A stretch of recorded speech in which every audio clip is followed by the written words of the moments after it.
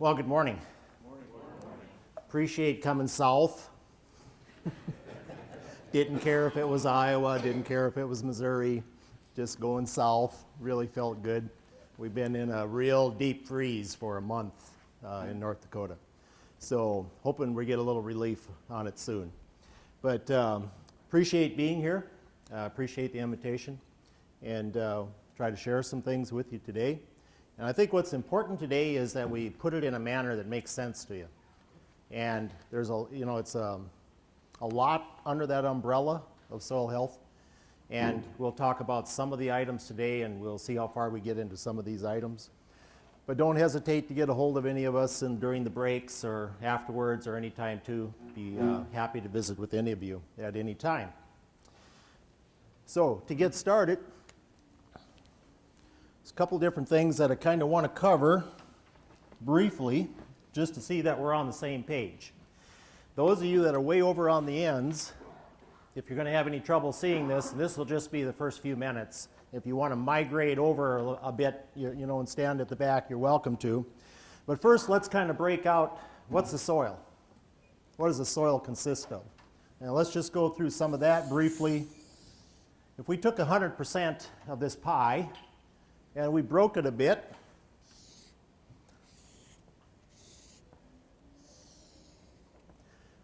and we call this little sliver here 5%, and we call this 25, and this one 25, and this one 45%.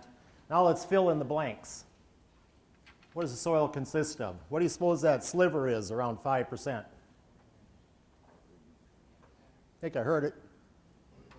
Yeah, soil organic matter, okay? 5% would be a really good soil, cropland soil in North Dakota. In Burley County, that'd be one of our better. What do you think this 45% is? It's the components, right? Sand, silt, clay? Yep. So it's about 45% sand, silt, and clay. How about these two categories now? We got two categories, 25% each. What goes in those? Pardon? Air and water. Yeah, air and water. You don't get extra points for giving both answers. We can only credit you. It's not how it works. Okay, so about 45% sand, silt, and clay. About 5%, and that's going to vary. It could be 1%, that could be 7%. This one's going to vary quite a bit.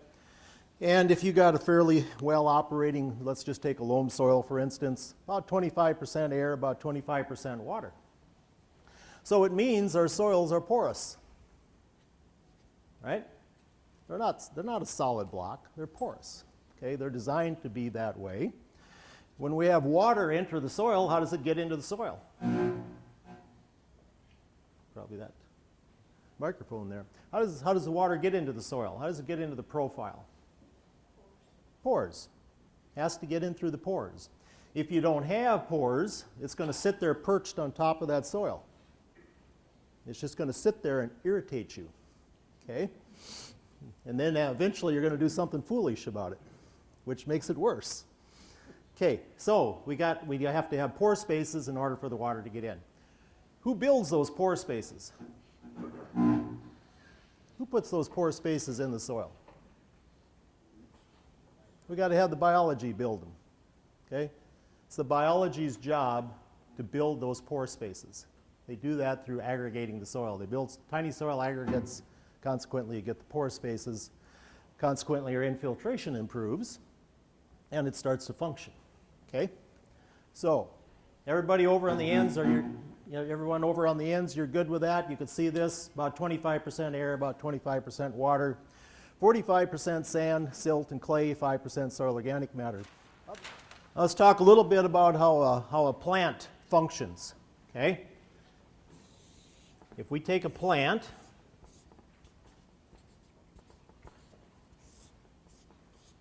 plants have small openings in the leaves, correct? And those are called what? Stomata. What goes into the stomata? What comes into it? What do we have coming into that stomata?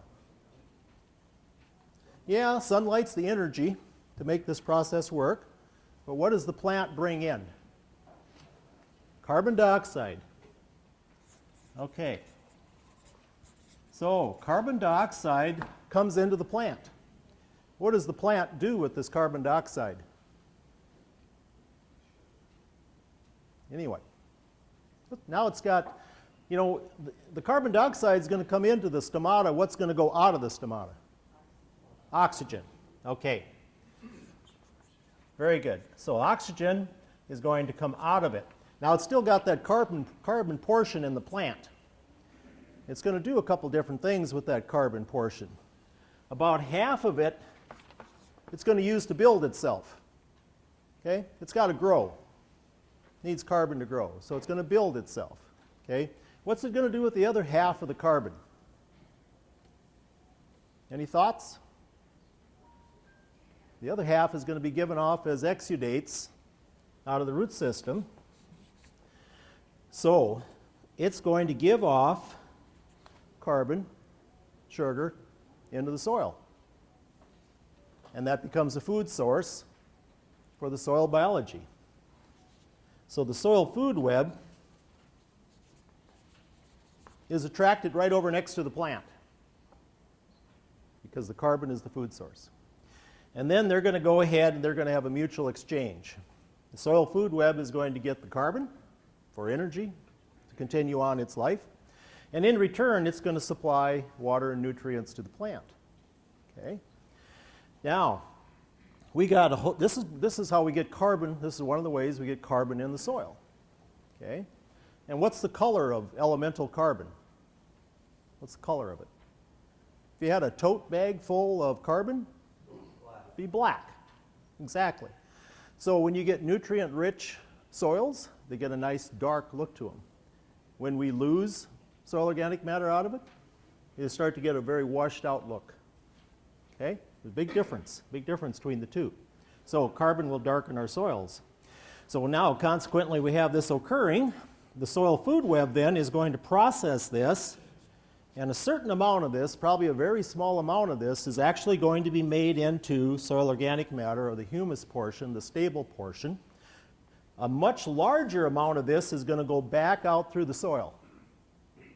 Okay? It's going to go back out into the soil. That's part of the natural carbon cycle. Where does that carbon dioxide come from that goes out of the soil, you might ask? That's the respiration of the biology. So the soil food web, the respiration of the soil food web, carbon cycle, carbon goes back out through the soil, back out into the atmosphere. Okay? Does this make sense? Part of our carbon cycle. Okay? So whenever we're thinking of plants, today when Jerry, David, or others are talking and they're talking about a cover crop or plant, you now have a plant there during a period of time when you probably normally didn't. What's that plant going to do?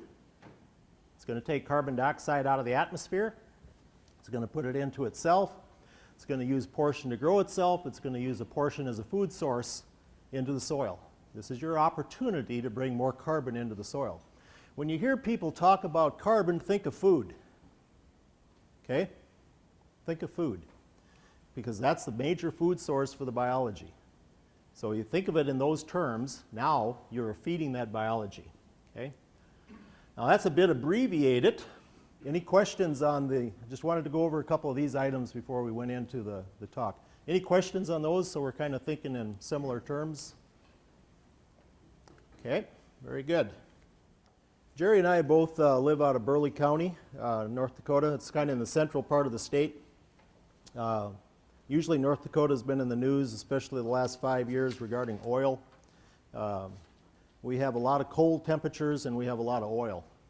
And so this has been a big item. And virtually every license plate in the nation is working in North Dakota. And I just want to let you know, not every state sent their finest. We have a few issues that come along with a big gold rush like this. And you know, there are social issues, and there are things that a rural state like North Dakota really wasn't equipped to handle. But we're getting educated very rapidly. So, but it's been a big boom. It's been quite an interesting ride.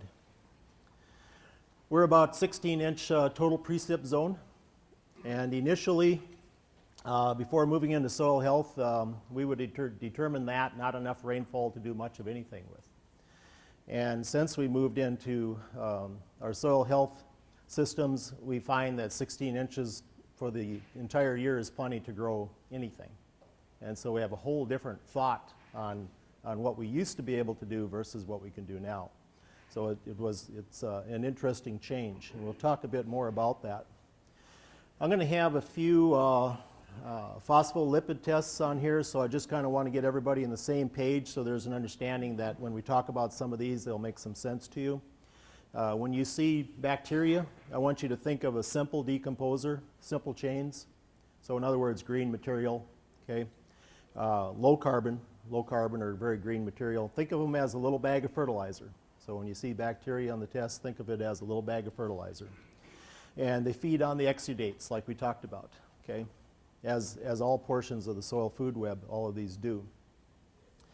On the fungi, I want you to think in terms of decomposer of the complex or the high carbon material.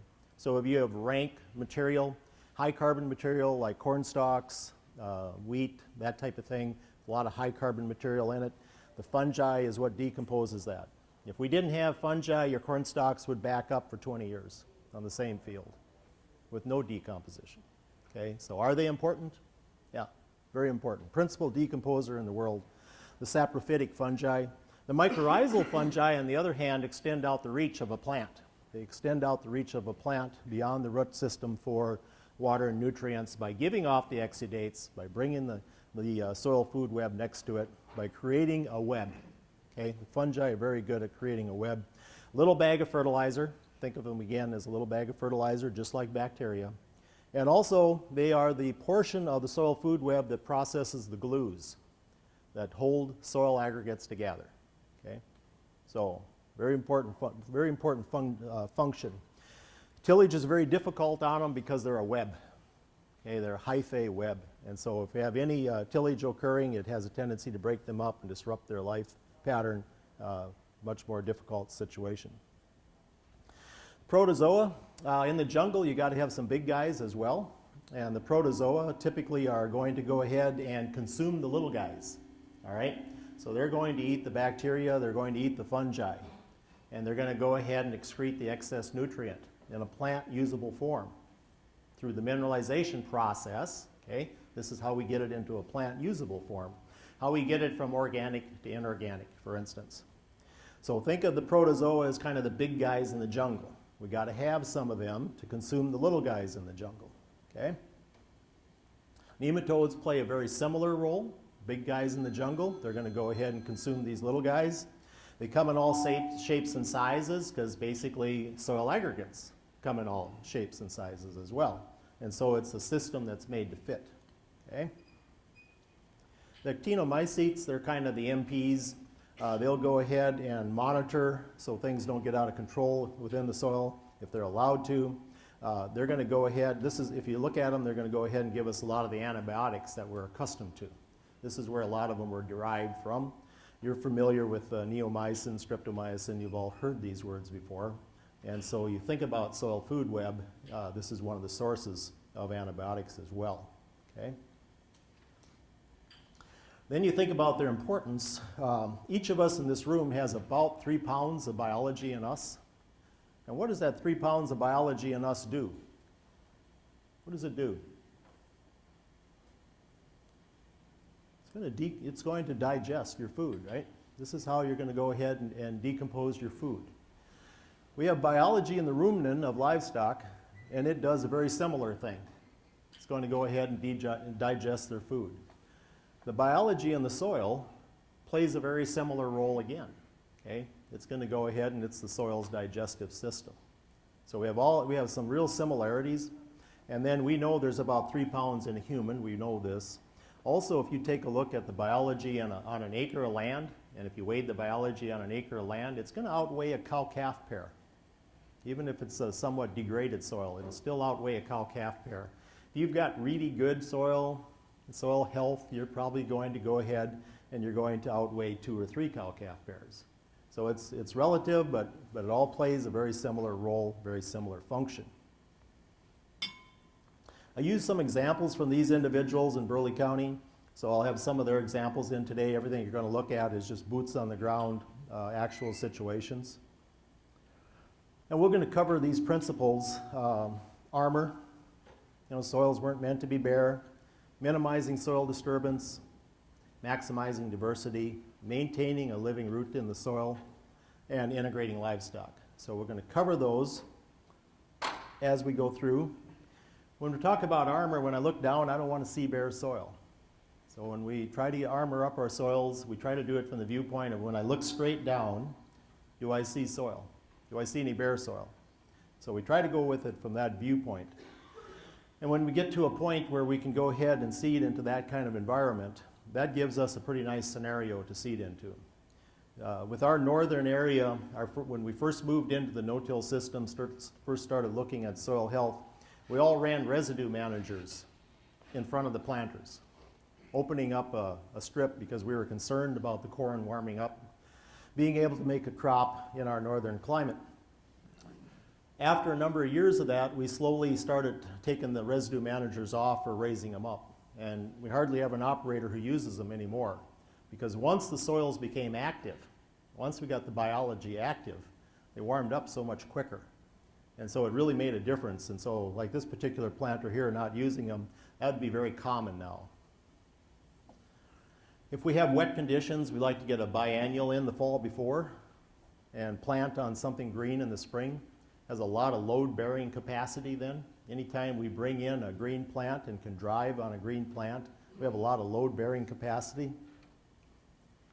Or sometimes we're just in the middle. We're not in a green, we're not in a real high carbon, we're kind of in a middle. Something that was a cover crop combination of plants and maybe was a mid-carbon.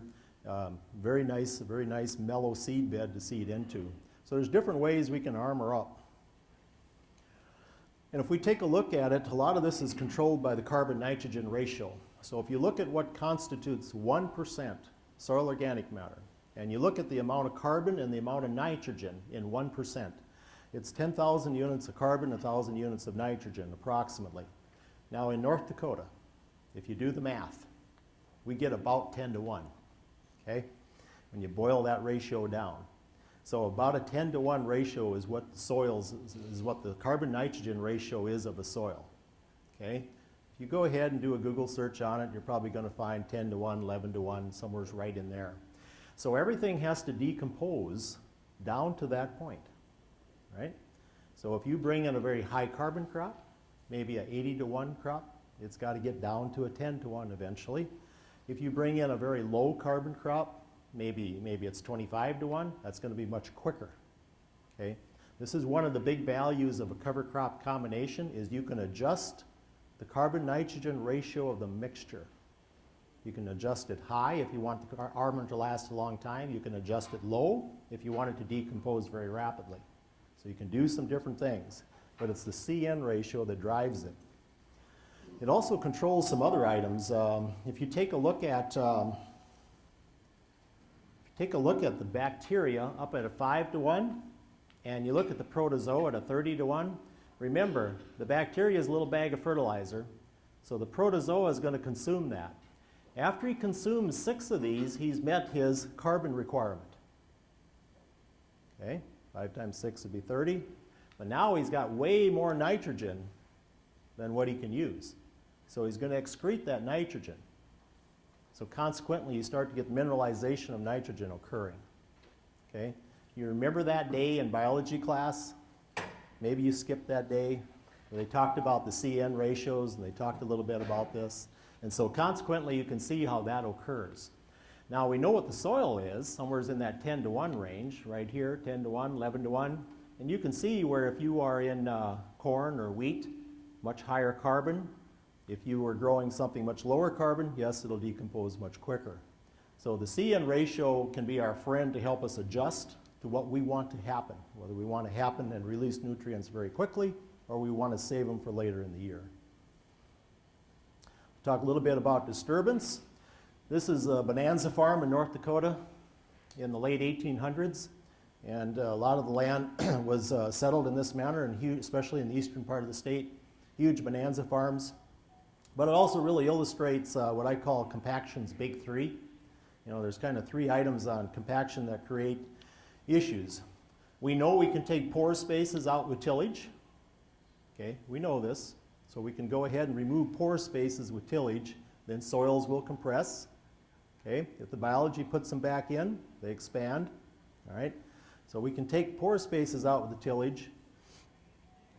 We know if we have no armor, if we have no surface armor, and we get rain, it's going to compact. There's a lot of driving force in a raindrop. So if it isn't armored up, rain on bare soils, yeah, it's going to pack. You've seen it crust before. That's the result. And then just traffic, whether it's wheel traffic or whatever the traffic is. So, but that's an item that we can manage. So those are kind of compaction's big three I like to think about. And then you start looking at, well, what impact could a cover crop make or any other crop? Typically, we can find these two layers in Burleigh County quite easily. And what they are is they're past tillage layers. This one's our old plow layer. That deeper one is the old plow layer. And then we ran sweeps for probably 25 years with the old Concord air systems. A lot of you are probably familiar with those. Concord air drills with sweeps on, and we ran those for a number of years, but they both left their mark. And so what they did is they both took pore spaces out, and now our goal is let's go ahead and put those pore spaces back in. So that's a process where we can start to take a look at that. Plants fix soils. There's nothing else that's going to do this because of the process we described where the plant gives off the exudates, the food, the carbon, feeds the biology is going to go ahead then and build the soil aggregates. This is a close-up under a microscope. That's what you're looking at. It's going to happen right on the plant. This is where we put our pore spaces back in. And then also the green dye shows the glomalin, the glue. Okay? So we start to build, and where you build them is right on the plant. There is nothing we can pour out of a container to fix that. We have to fix those soils with plants. This is a close-up, kind of gives you an idea what the soil aggregates look like, what the microscopic pore spaces then are going to look like. This is how water is going to get into the soil rapidly. Now we do this, what I like to do in terms of conservation planning on any individual farm is we like to do some infiltration. And this is something you can do on your own farm. It's pretty easy to do. It doesn't really cost much of anything.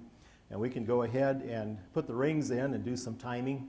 Usually we pay most attention to the second inch that we put in. But it gives us kind of a base to start from. How good is it functioning? Is it doing what it should be doing? Is there room for improvement? And I can usually answer that last one. For us, that's, yeah, there's always room for improvement. We can make them better. We can fix these. And then I like to flip them over, and I like to take a look and see, did we get some water coming uniformly through? This particular one here, over on the left side, there was only about 5% of that canister that was actually wet. So the water was just going through slowly in about 5% of that canister. 95% of it was sealed off with no pore spaces. Whereas the one on the right was nice and uniform. 100% of it was wet. The water's infiltrating through quite well. So it's something that we can do in the field. Also, I have the privilege of working on what's called the Minokan Farm. The local soil district in Burleigh County owns and operates a demonstration farm. So it's a 150-acre demo farm. These are 10 fields that are on there. And we just did the bulk density just real recently. And I looked at that bulk density and the monoculture field, they're all no-till fields, but one of them is a monoculture field, okay, with no cover crops. That's this field 3. It had the highest bulk density. And a high number on bulk density is not what you're looking for. You know, you want a low number, something that would indicate a lot of pore spaces. So what I'm going to do is at this point, I'm going to run this demo. Those of you that can't see and want to come in a little closer, you're welcome to.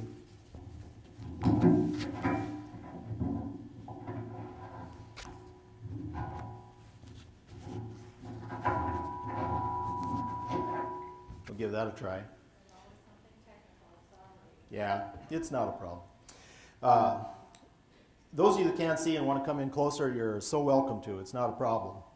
On the right, on my right, is going to be the no-till field with 6 years of diversity.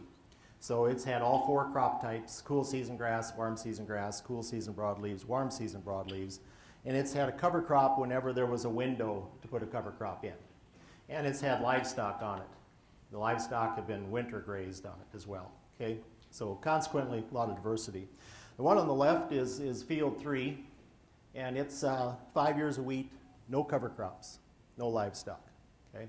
So there's a difference in how these two have been, but they're both 6 years no-till. Okay? Now we know this one's got a higher density. Okay? So with somewhat higher density, do you think that's going to restrict the water coming in more? It should. Okay? If it doesn't, I'm just going to pack up and I'll be leaving just shortly right after this. Not a problem. Underneath, there's buckets underneath these 2 canisters because that's supposed to catch the infiltration. So we want the water in directly underneath. That's where we want it to go. Okay? Then we have the runoff containers at the ends to catch any water that may run off instead of infiltrating. Okay? And when we pour the water in, it's going to look for what? Pore space. And if it doesn't have them, we probably haven't had enough biology building soil aggregates to put the pore spaces back in. Okay? So let's go ahead and do that. I think we got this thing ready.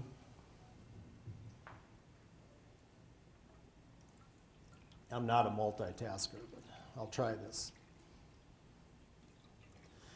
Okay, so the water is going to drip through, and it's going to look for these pore spaces. And as it comes through, and granted this is a little bit of a fast rain, it came through a little quick, so I sealed some of those holes shut so it went through a little bit slower. Okay. David, do we have runoff on one of these? Okay, this one?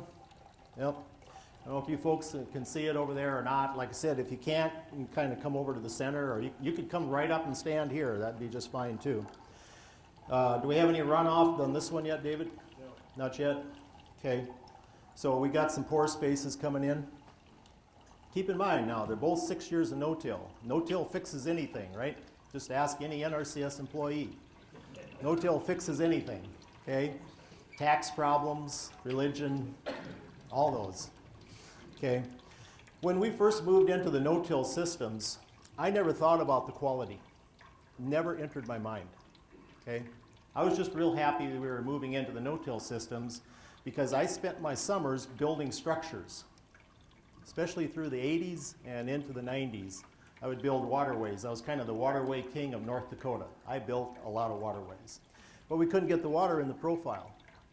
And what I couldn't figure out initially is I was treating a symptom, I wasn't treating the problem. There's a big difference between treating symptoms and treating problems. So eventually one day, we all got together as a team and we said, you know, I don't know if we can degrade this any further. We need to change. And we were all tillage with low diversity. And so we started taking the disturbance out. We started armoring up our soils, we started adding diversity. Eventually, years later, we started looking at covers and putting those in too. We started cover crops in 2006. So, 2 farmers side by side, they get an inch of rain, both no-tillers, 1 high diversity, 1 low diversity. A week later, one of them's looking for rain again, right? Okay. Because on this particular one, if I had to take a look at it, I would say, based on the water that I see in the infiltration portion, we probably ran off 90–95% of the water. Okay. On this other one, did we get any water into the... Yeah. We probably infiltrated 90%. They're probably just about reverse of each other. Okay. Now, this was my clue when I saw the bulk density. So after I saw the bulk density this fall, I went out and grabbed field 5. And I went ahead and, well, I did a number of them, in fact, and then I took field 3. I didn't expect it to be that big a difference. So I ran it a second time. I grabbed new pans, and I thought, we better try it again. Same result. So I thought, let's grab a third. So later, a week later, I grabbed a third example, ran it again, same results. Then I thought, well, we're going to Iowa. Let's go ahead and grab some new pans. So just before the big freeze up, I grabbed some more pans. And all 4 times, I've had the same results. So it gives you a good idea. Do plants fix soils? Yeah.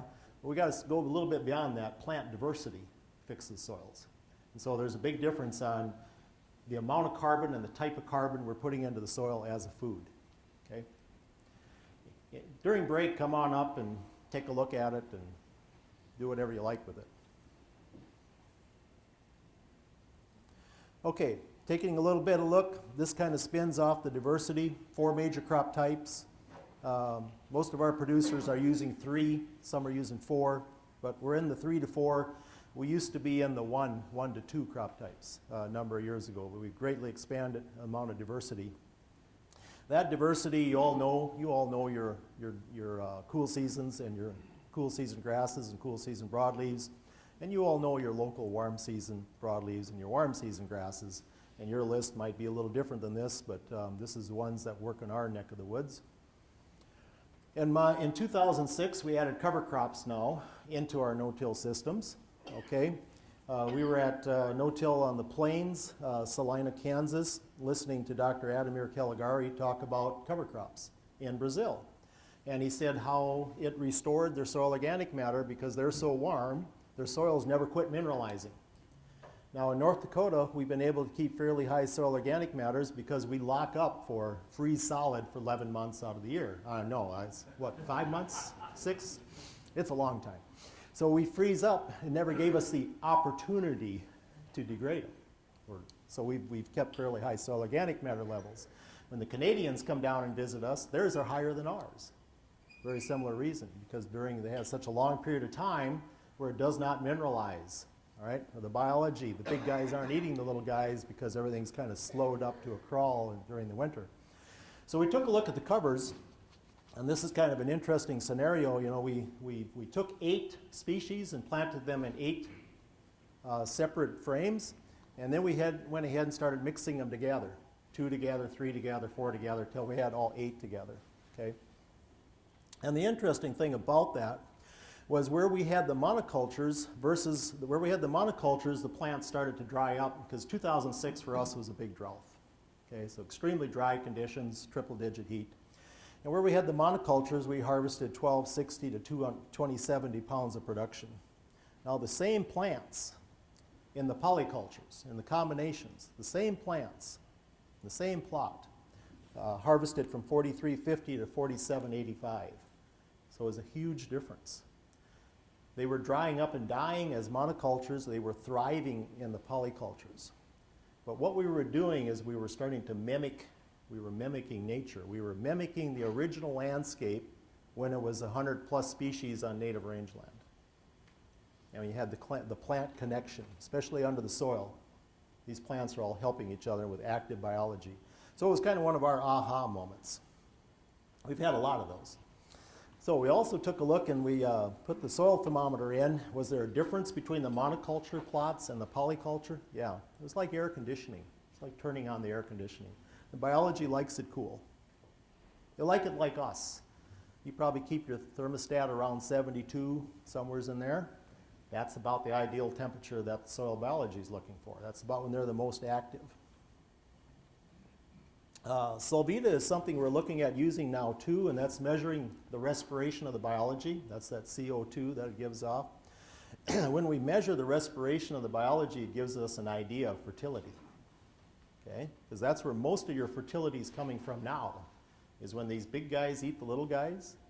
That mineralization process, excreting the excess nutrient in a plant usable form, that's probably most of what's feeding your soybean, corn, wheat, whatever crop you're growing. Okay? That's probably the bulk of what's happening right there. So measuring that respiration gives you an idea of fertility. So it's just a ranking, numerical ranking. A larger number in this case is a little better number. But I'll give you a couple examples. This is field 7 in the Minokan farm. It has lots of diversity. It has a Solvita of 55. Okay? Now if you take a look at and go back to our friend field 3, right here, which is a monoculture for 6 years. Now the Solvita drops down. Okay, it's got less biology. Why? Think about the food. There's no cover crop in the fall, so there's a period of time in the fall where the refrigerator is empty. Okay? There's no food coming into the soil because you have to have a plant bring that CO2 in, and it has to bring that carbon into the soil. That's not happening in the fall. Okay? So if you don't have that happening, you're not feeding the biology. All right? So you don't get as strong or active or as high of populations. The other item is the diversity of exudates. Every plant has different carbon exudates that it's giving off. So consequently, you get more of a balanced meal. What's happened to civilizations over the years when they've had abundant food and diverse food? They flourished, probably took over their neighbors. What happened to that same civilization when they didn't have diversity of food and strong populations of food? They were the ones that got taken over. So it's a very similar thing in terms of the biology. We're also moving polycultures in now to the perennials into the cropping system. And this particular one is 21 species. We're going to move livestock into this cropping scenario next spring. And so the local board made the motion last month to purchase yearlings next spring. So next spring we're buying yearlings, and they go into this particular pasture. These are all 12-acre fields. We'll probably run that in about a 10-pasture system. And consequently, we'll be able to bring them over onto the annual cover crops as well. And so we can go ahead and do some of these things that'll make some difference. Live plant. This principle, I think, is kind of critical, and this slide kind of sums it up. When we moved into the no-till systems, we minimized our carbon loss. Okay? Remember when we talked about the CO2 coming up through the soil, coming up out of the soil? If we want more CO2 to come out of here, what would you do? Till it. Yeah. You will get much more carbon dioxide, CO2 coming out of the soil. Okay, much more. We know this. So when we moved into the no-till systems, we ratcheted this down. We didn't eliminate it. It's a cycle. It's a carbon cycle. So we go ahead and we ratchet this down. So no-till, minimized carbon loss. Okay?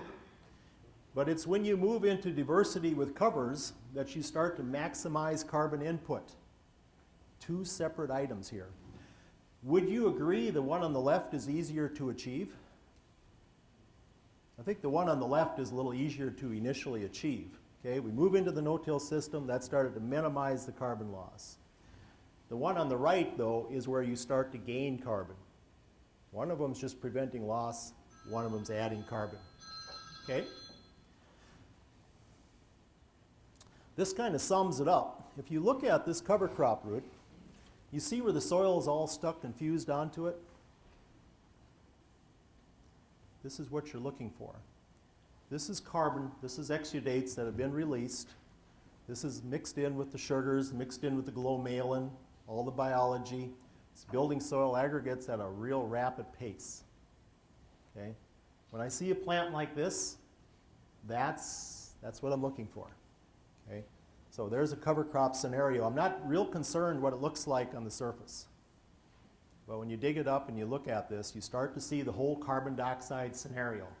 Carbon dioxide went into the plant, part to build itself, part was given off as an exudate. Soil food web came over to it, process started, now we're building soil aggregates, and we can keep some of this carbon in the soil, and the rest is going to be released into the atmosphere through the respiration of the biology. So when I see this slide, those are the thoughts that go through my mind.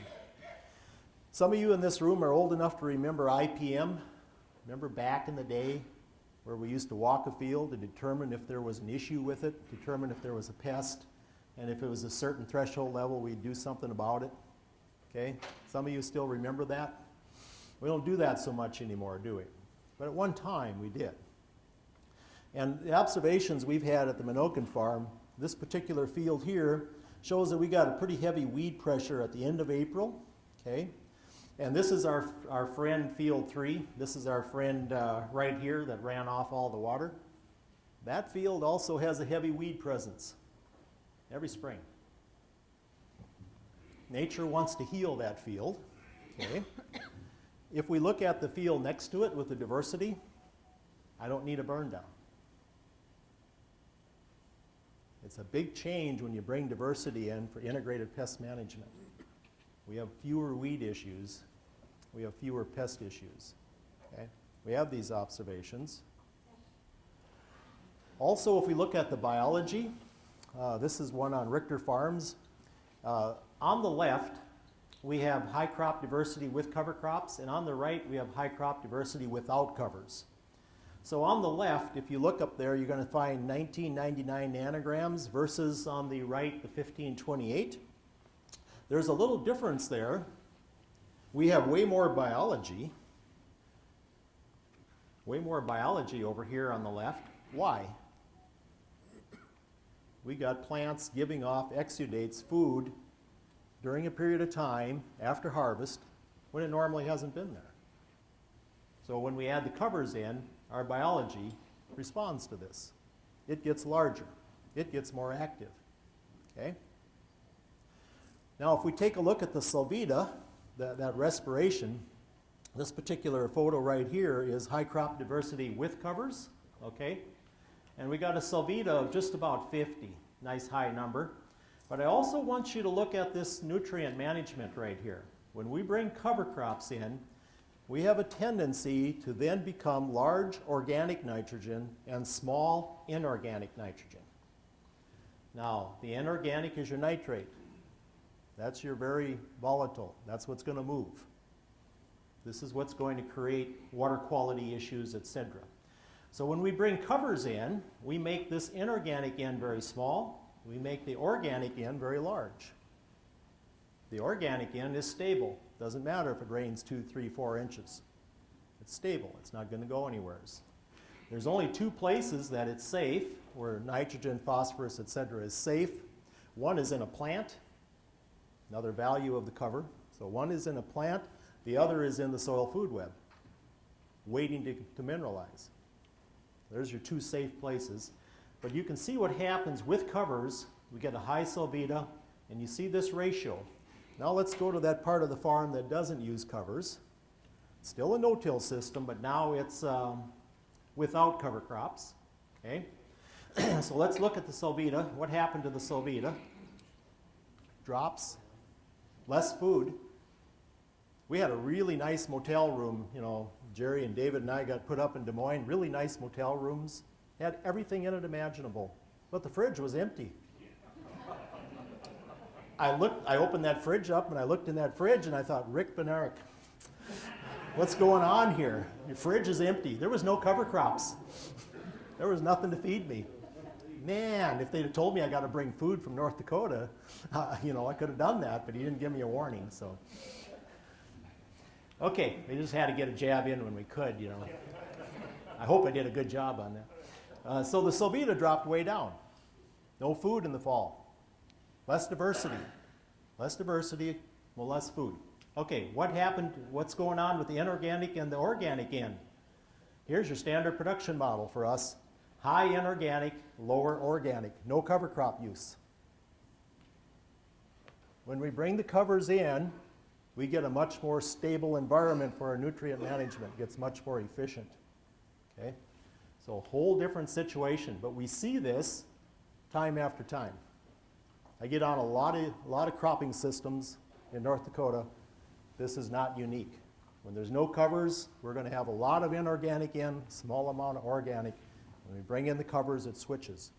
I'll even go so far as to say we can keep this environment going. We can keep the, when we bring covers in, even if they're not in there yearly, even if they're in there every other year, you'll get the right impact. Simply because it's a multi-year benefit. It's not a one-year shot. Livestock integration, Jerry's going to cover this and does a good job on it. This is the part of the carbon cycle we just looked at. I drew it much better on the flip chart here, but you know. This is what we looked at. Carbon dioxide comes out of the atmosphere. What's it going to do? It's going to go into the plant. From the plant's going to give it off as exudates into the soil.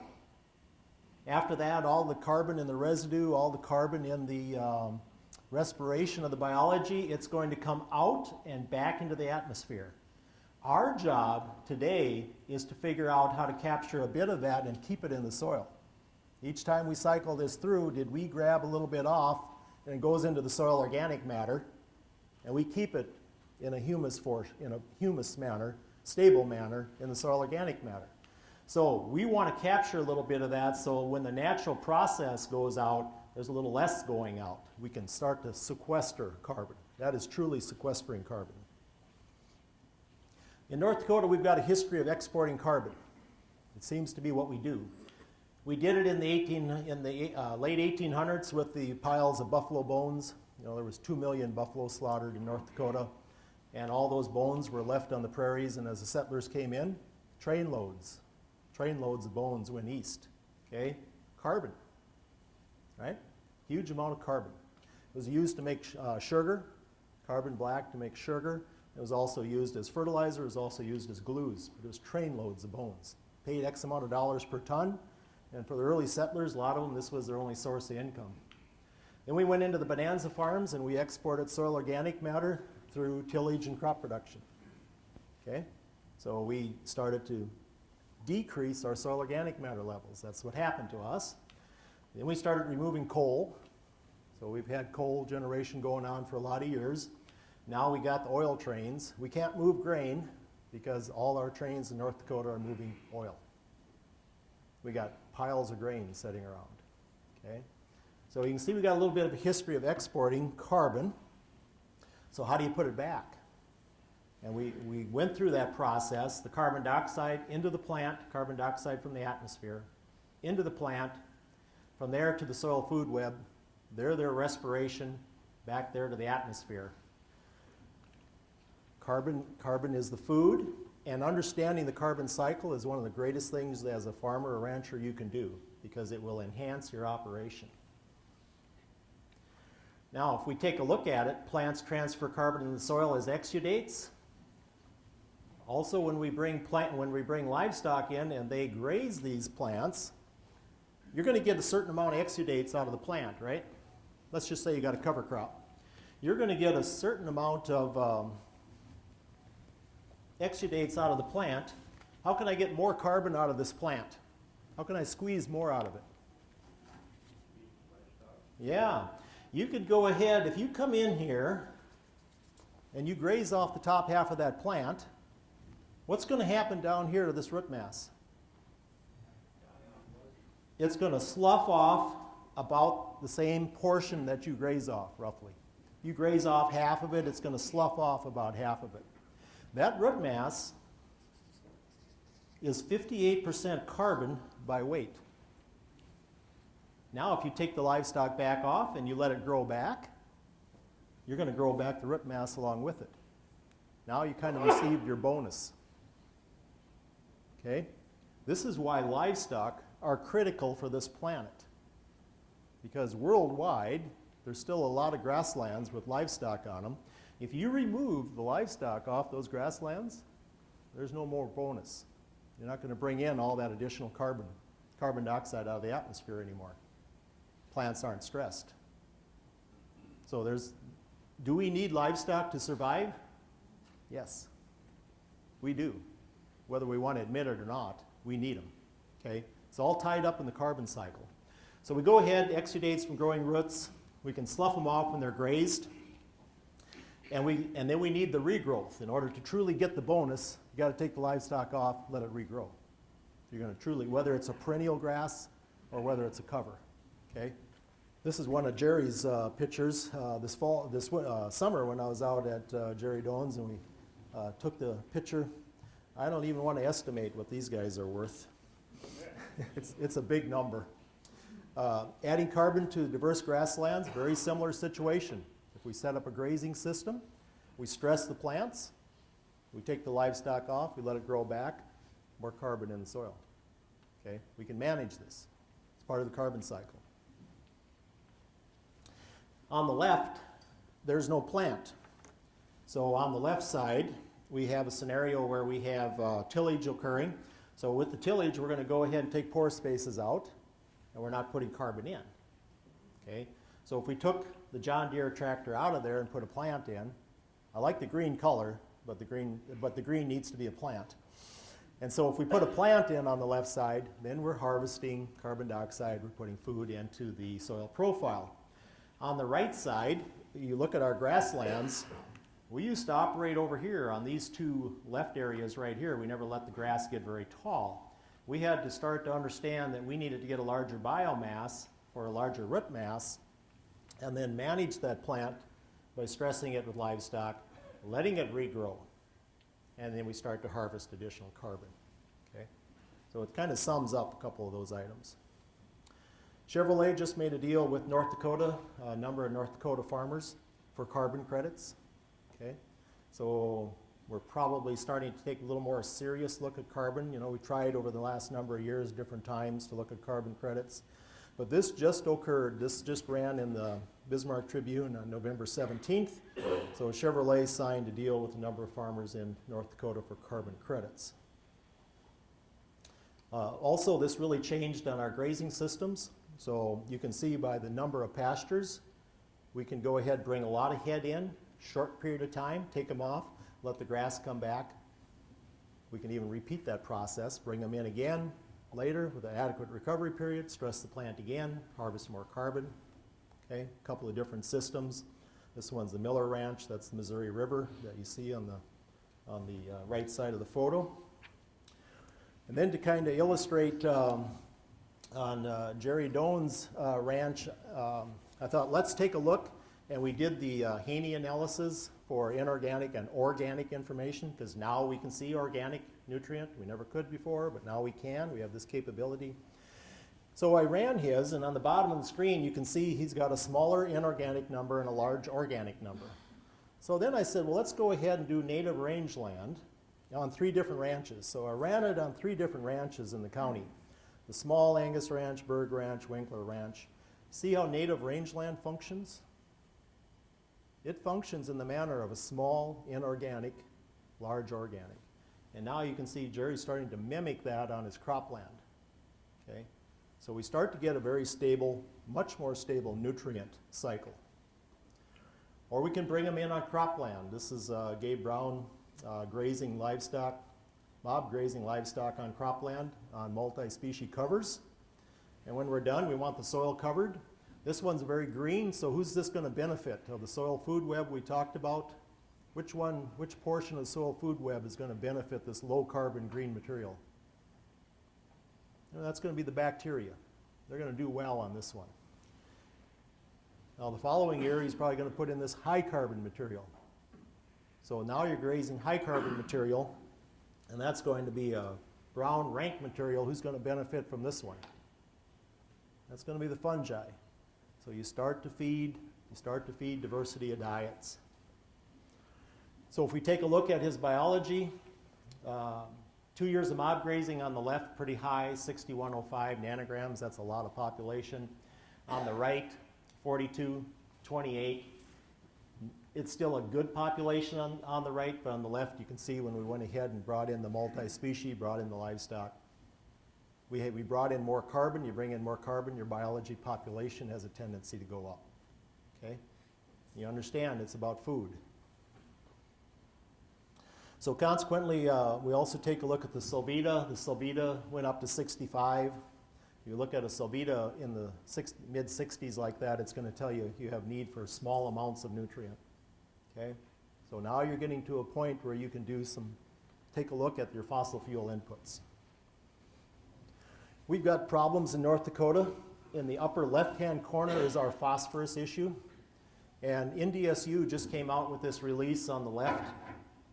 And what it discusses is how much phosphorus we've lost in North Dakota. We lost phosphorus with the bones, 2 years of phosphorus inputs at present levels when the bones left. Then through the 30s, into the 50s, 60s, 70s, and up to present day from wind erosion. You get down to the bottom of this report, and it said if we lost no more soil in North Dakota, no more, it would still take us over 77 years to get back to phosphorus levels that we had in the 1880s. So that's our little phosphorus issue that we have going on, because we've lost a lot of it in wind erosion. It's not just dust particles. Okay, so we lost a lot of phosphorus. Bismarck Tribune ran this one on Des Moines just about a week ago on the 23rd. And yeah, these are critical items in agriculture, both of them. I feel the solution is in the upper right-hand corner. We can lock in phosphorus, we can lock in nitrates. We can do these type things, and then through a CN ratio, we can release them. So these are items that we try to work toward in Burleigh County. We know what these are as far as factors affecting this balance between gains and losses about organic matter. I think most of us know these items that are on both of these lists. Okay? If we go ahead and reduce disturbance, we go ahead and armor up our soils, we bring in the diversity. If we have livestock, it's a wonderful tool to add additional carbon. On the flip side, you know, it's 2014 and we can't stop erosion. We haven't stopped it in North Dakota. It's 2014. We take a really nice picture of it from a satellite and we send it around the world through social media in a few seconds, but we can't seem to stop it. Very difficult to build soils, because that's what soil health is all about, is building soils and returning the functionality of the water cycle, nutrient cycle. Very difficult to do if we haven't eliminated erosion. Now, I'm not talking about reducing erosion, and for NRCS people in here, I'm not talking about bringing it within T or a tolerance. I'm talking about eliminating it. Very important to eliminate, and then we start to build. Very difficult to build if we have tolerance for any erosion. We know there's benefits, soil organic matter increases, larger bucket for nutrient, larger bucket for water. Whenever our soil organic matter levels go up, we know these things. Carbon-based, that's 50% carbon right there.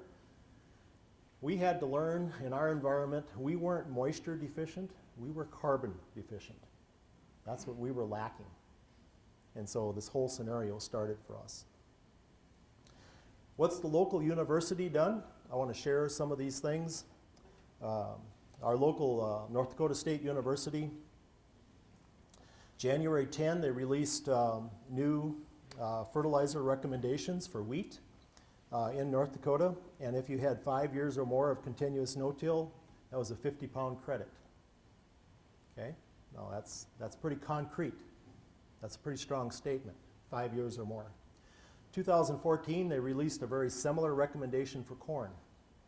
Again, you're looking between 40 to 50 pounds additional. We know where this comes from. We just went through the soil biology and the mineralization. We know where this comes from, okay? But now we actually have some solid numbers behind it and the research completed. 2013, the North Dakota governor declared Soil Health Week. We felt that was a good item. NDSU, North Dakota State University, put on 5 new soil health positions in 2012, and they're spread throughout the state of North Dakota, and they can work in any arena. I think those are real positive. NRCS added a new soil health position in August of 14, and that's the particular one that I'm serving in right now. So these are items that have been happening. And if you take a look at the energy scenario of what we're just talking about, if you're going to produce a unit of urea, a unit of nitrogen, and you want to equate that to diesel fuel equivalents, there you are. This is the amount of diesel fuel equivalent to produce 1 pound of actual N. To produce it, package it, deliver it, apply it. Okay? So if you were going to put on 90 units, that's about 11.5 gallons of diesel fuel, energy equivalent. Gives you some idea what we're talking about. This is one of the larger items in agriculture, right here, where the energy goes, breaking that triple bond. Phosphorus, not as much, okay? That takes a little less. And you can see you've got some insecticides, fungicides, etc. I ran this for a sunflower field, so sunflower production, 14.4 gallons of diesel fuel equivalent just to put on a fungicide, an insecticide, nitrogen, and phosphorus. Now, I got producers putting in a couple thousand acres of just flowers in their rotations. You start taking that times 14.5 gallons of diesel fuel equivalent. Can you imagine all that diesel fuel sitting at the end of the field? That's a lot of power. So is there a big payback on this item when we boil it all down and move forward in the soil health position? Yeah, big item. About 10% of our people never changed in our particular county. Okay, about 10% are still doing the same thing they did 25 years ago. That's fine. About 70% did move into no-till systems, and at a minimum, they all increased their soil organic matter minimum of 1%. We think that's significant. 60% moved into grazing systems and are learning about carbon management, just like we talked about today. About 25% use covers. So to me, this is a start. And to me, this is something that I like to package together and tell a good story for agriculture to the general public. We need a good story in agriculture. We all need this. Okay? So just wanted to go ahead and share some of those things with you. I got a few books and different websites on there you can take a look at. Those of you like myself who don't have a life, you might want to read Life in the Soil by Jim Nardi on the very bottom. Okay? There's 2 or 3 pages on everything that's alive. So it's an interesting read. And like I said, if you're like me and you don't have a life anyway, it's a good book for you. Lots of other books that kind of challenge your thinking. The top one is the one I use the most. That's our general textbook for state university systems and soils. There's a lot of clues in there. When I went to college, I had the 7th edition. Now the 14th is out. A couple years have gone by. But it's a good book. I got the 1st edition, I got the 7th edition, I got the 14th edition. And this is something that's worth looking at. So.